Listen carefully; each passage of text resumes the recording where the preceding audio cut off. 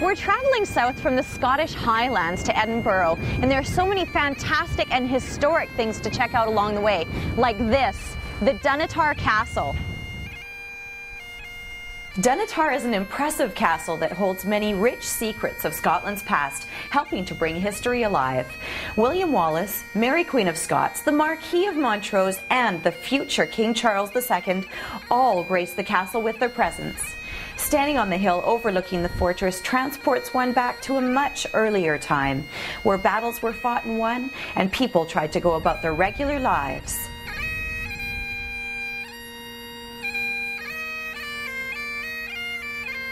After we left the castle, we finished our drive south to Edinburgh, a magical city steeped in history with incredible buildings at every turn, and the Edinburgh Castle overlooking the streets.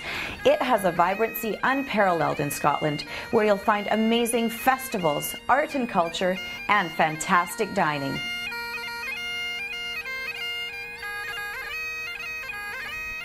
And then there's this, the Midlothian Snowsports Centre, which is home to Europe's longest and steepest artificial slope.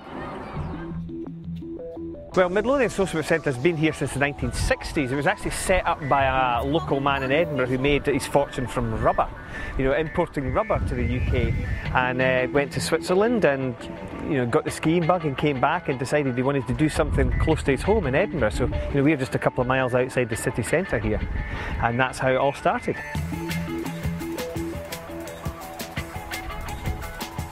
This surface, there's two surfaces here. There's both very, very similar. It's a type of plastic. It's called Dendic. It's like a giant toothbrush. The older stuff is it's in a diamond pattern, and then the newer stuff is basically like a carpet with the same number of filaments but spread over a large area rather than having the holes in it. And this has been around since the 60s as well, and it's not really changed much since.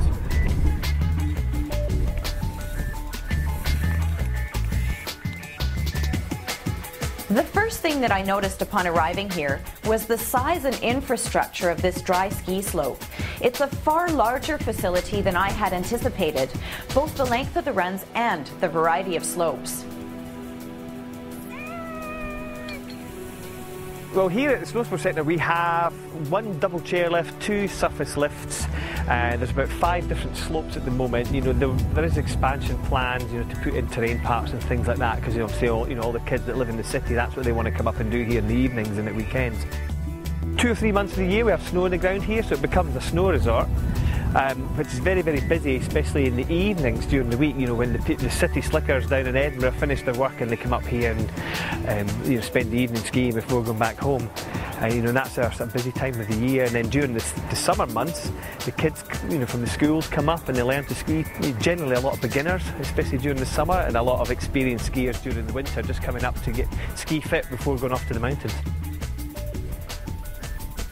You may sort of look at this centre as being a sort of small ski hill on the outskirts of a city, but it has produced a lot of Olympians and a lot of sort of successful skiers, including myself. I actually went off to compete in the King of the Hill in Alaska and the Verbi Extremes and things like that, and I learned to ski here. And Alan Baxter went off to the Olympics and got a bronze medal, and it's just ongoing. There's a lot of kids coming through who are training here 12 months a year on the jumps and on the rails, and they're going to go off to do fantastic things at the X Games, I hope, in years to come. It's just that they have the facility here and they use it.